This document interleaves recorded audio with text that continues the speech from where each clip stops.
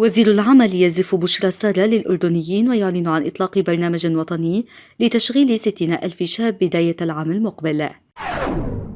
هذا ما سيحصل خلال الشهر الثاني، وتوصية جديدة هامة للأردنيين من شؤون الأوبئة. أدهم نابلسي يكشف حقيقة رده على مايا دياب، وهذا ما قاله بشأن المقارنات بينه وبين فضل شاكر بعد اتهامها مجلس الإدارة بالفساد والتجاوزات. شركة مناجم الفوسفات تقرر مقاضاة النائبة رولا الحروب. السلام عليكم وأهلا بكم في قناة النشرة الأردنية.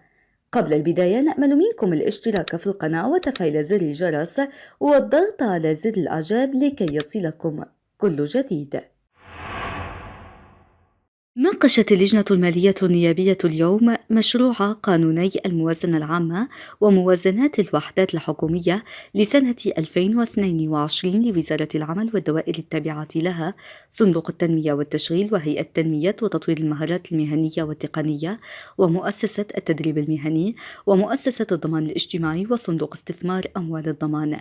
وأكد رئيس اللجنة النائب المهندس محمد السعودي أهمية وضع استراتيجية واضحة لحل مشكلة البطالة في الأردن وتمكين الشباب بالتأهيل والتدريب والتخفيف من العمالة الوافدة في بعض القطاعات. فيما قال وزير العمل نايف استاتية إن الوزارة تقوم بتنظيم سوق العمل والإشراف على العمال وممارسة كافة الصلاحيات والمسؤوليات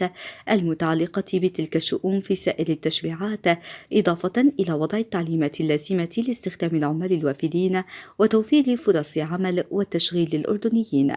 وأشار وزير العمل إلى أنه سيتم بداية العام المقبل إطلاق برنامج وطني للتشغيل والتدريب لتشغيل حوالي 60,000 شاب في جميع القطاعات بالتعاون مع مؤسسة الضمان الاجتماعي وغرفة الصناعة والتجارة ونقابة المهندسين الزراعيين، مبينا أن موازنة البرنامج 80 مليون دينار مخصصة من وزارة المالية. وأكد استاتية أن الوزارة تعمل على تطوير الجهاز الإداري ضمن برامج مختلفة لرفع كفاءة موظفيها وتحسين مستوى الخدمات المقدمة وزيادة فرص التشغيل خاصة في الفروع الإنتاجية والحد من عمالة الأطفال، مشيرا إلى أن الوزارة وضمن خطتها في تطوير الخدمات الإلكترونية عملت منذ اليوم على دمج الإقامة للعامل الوافد مع تصريح العمل. من ناحيته قدم مدير عام مؤسسة الضمان الاجتماعي الدكتور حازم رحاحلة شرحا مفصلا عن تعامل المؤسسة مع جائحة كورونا لاستدامة القطاع الخاص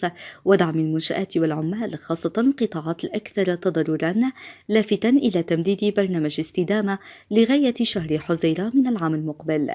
فيما قدمت مديرة صندوق استثمار أموال الضمان خلود السقاف شرحا مفصلا عن استثمار أموال الضمان ضمن جدوى اقتصادية لتجنب المخاطر، مشيرة إلى أن الصندوق مكن مؤسسة الضمان من دعم القطاع الخاص خلال جائحة كورونا.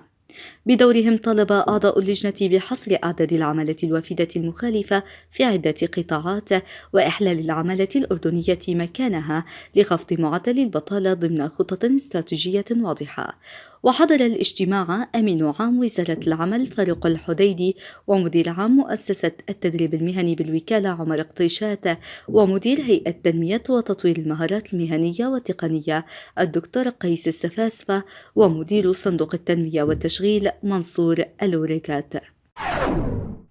قال مستشار رئاسة الوزراء لشؤون الأوبئة الدكتور عادل البلبيسي إن التوقعات تشير بأن يسود الفيروس المتحور أوميكرون مع نهاية شهر كانون الثاني أو بداية شباط من العام الجديد.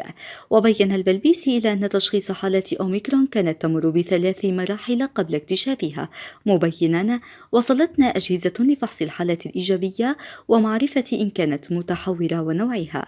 البلبيسي أشار إلى أن عدد الحالات التراكمية لإصابة أوميكرون بلغت 328 حالة بعد تسجيل 295 حالة جديدة اليوم الأحد، مؤكدا أن معظم الحالات خرجت من العزل بعد شفائها من الفيروس. من جهة أخرى أوضح البلبيسي أن المنحنى الوبائي بدأ بالانخفاض، حيث سجلت المملكة ذروة الموجة الثالثة في الأسبوع الوبائي رقم 49، والانخفاض بقي مستمرا طيلة الأسبوعين الماضيين، ولفت إلى توصية من اللجنة الوطنية لمكافحة الأوبئة بالعودة إلى العزل المنزلي للمصابين بالمتحور بدلا من العزل المؤسسي. وتابع أنه لم يجري التوصية باتخاذ قرار متعلق بإلزامية تلقي الجرعة الثالثة، مشيرا إلى أن القرار جرى تأجيله والاستمرار باختيارية تلقي الجرعة المعززة. كشف الفنان أدهم النابلسي حقيقة الصور المتداولة لتغريدات نسبت إليه حول رده على الفنانة مايا دياب، وعلق على المقارنات بين قراره وقرارات فنانين آخرين وتوجهاتهم أبرزهم فضل شاكر. وفي تصريحات لبرنامج إيتي بالعربية أشار أدهم النابلسي إلى أن التغريدات المتداولة بشأن رده على الفنانة مايا دياب غير صحيحة، وأنه لم يرد عليها ولا على أي معارض لرأيه، حتى وإن تحدثوا بطريقة غير لائقة، معتبرا أن كل شخص لديه الحرية في التعبير عن رأيه، وأنه على النقيض تلقى العديد من التعليقات الجيدة التي يشكر عليها من أرسلوها له. جاء ذلك بعد أن كان رواد مواقع التواصل الاجتماعي قد تداولوا صورة نسبت إلى النابلسي أظهرت أن الفنان الأردني قال ردا على تغريدة مايا دياب التي وردت فيها: الفن مش حرام، الحرام إنكم فيه، المصيبة والحرام إنك معتبرة حالك فنانة. وفي إطار الحديث عن تحول فكرة اعتزاله الفن إلى تحريمه للمجال، قال أدهم نابلسي: ما بعرف مين ممكن يكون حول هذا الموضوع، لكن كل شخص يكون بيشوف الموضوع من منظور معين وكله بيعلق. وعن المقارنات بينه وبين فنانين سبقوه بخطوة الاعتزال وخاصة فضل شاكر، أكد أدهم نابلسي أن هذه النقطة لم تعجبه بالجدل الحاصل عقب اعتزاله، وأوضح قائلا: أنا ضد هاي الفكرة، لأن كل شخص بالوجود موجود مستقل عن الآخرين، كل شخص عنده آراء ومعتقدات وحياته، بالنهاية ما بزبط نحكم من شخص على شخص بغض النظر عني أو عن شخص آخر، بالعكس بتحكم على تجربة شخص من خلاله. قالت مصادر مطلعة أن مجلس إدارة شركة مناجم الفوسفات الأردنية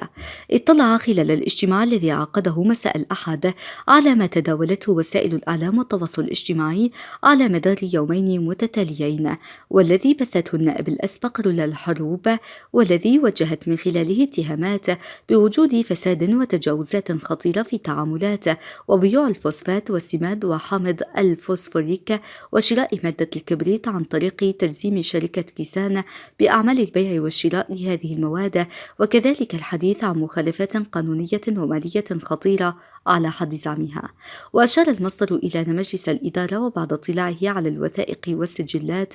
التي تدحض الادعاءات المذكورة، أكد سلامة الإجراءات التي تتخذها الشركة، وبأنها تعمل وفق أعلى درجات المؤسسية والشفافية وفق التشريعات المعمول بها، مؤكدا عدم وجود مخالفات قانونية ومالية في أعمال الشركة، وأن حديثها هو محض ادعاء وتحريف للحقائق ومحاولة لتشويه سمعة الشركة ومجلس إدارتها وإثارة وتحريض للرأي العام ضد الشركة وإدارتها. وأما فيما يتعلق بالشريك الهندي، أشار المصدر أنه شريك استراتيجي ساهم في دفع الشركة إلى الأمام، وليس له سيطرة على مجريات أعمال الشركة ونشاطاتها، وليس له أي امتياز كان يتمتع به الشريك السابق، وليس له أي تدخل في عمليات بيع منتجات الشركة، وليس عضوا في اللجان التي تشرف على تسويق وبيع منتجات الشركة. وأكد المصدر أن مجلس إدارة الشركة قرر اتخاذ الإجراءات القانونية بحق المذكورة أمام الجهات القضائية سندا لأحكام القانون. ختام النشرة، نشكر لكم حسن المتابعة، إلى اللقاء.